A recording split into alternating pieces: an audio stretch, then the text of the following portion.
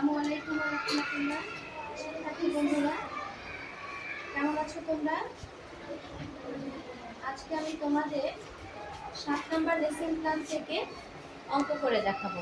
তোমরা সবাই বইতে দেখো 106 নম্বর পৃষ্ঠা 10 নম্বর অঙ্কটা সবাই একটু পড়ো।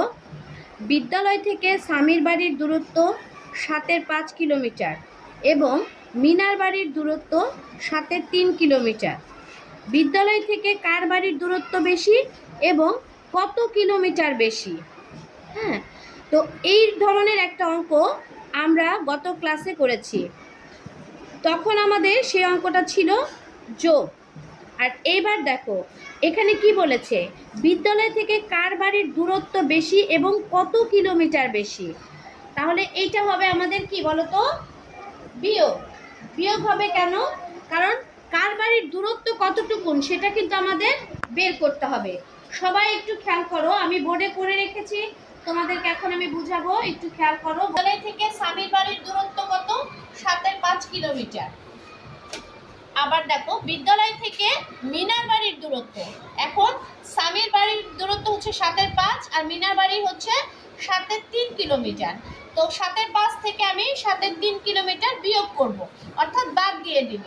তাহলে আমরা সমাধানটা পেয়ে যাব। এখন আমাদের দেখো এখানে সমহর আছে দুটোই, 7 কি আমাদের দুটোই কি সমহর। আমরা এই যে 7 দিয়ে নিয়েছি, এবার লব থেকে লবের বিয়োগ হবে। এই যে এখানে লব আছে কত, বাম পাশে 5, ডান পাশে কত আছে 3, তাহলে 5 থেকে 3 আমি কি করব, বিয়োগ করে দিব। তাহলে দেখো আমাদের কত, 5 থেকে 3 চলে গেলে কত থাকে, 2 থাকে, তাই 7.2 কিলোমিটার।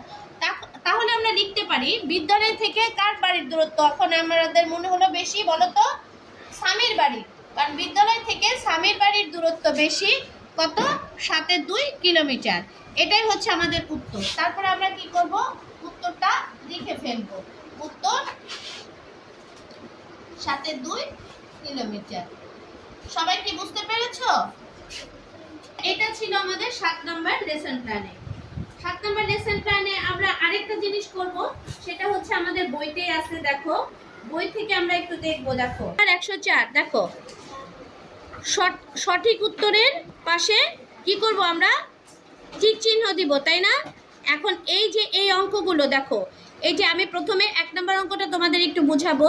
দেখো এখানে একটা পাশে একটা চিত্র দেওয়া আছে, পাশে একটা চিত্র দেওয়া আছে, সেখানে লেখা আছে পাশের কোন চিত্রের খালি অংশ নির্দেশ করে। পাশের কোনটি, পাশের কোনটি চিত্রের খালি অংশ। তাহলে এখন আমাদের দেখো আমাদের এই চিত্রে কয়টা ভাগ আছে, 1 2 3 4 5 6 7 8টা ভাগ আছে, তাই না? আর রং করা আছে কয়টা ভাগ, দেখো তো সবাই বলো তো, 2টা ভাগ। তাহলে আমাদের 2টা ভাগ যদি রং করা থাকে, তাহলে আমাদের কয়টি খালি অংশ আছে, আমাদের 8-এর 6 ভাগ, তাই না? 8-এর 6 ভাগ হচ্ছে আমাদের খালি আছে। এটাকে আমরা টিক চিহ্ন দিব। এখানে দেখো গ নাম্বারে 8-এর 6,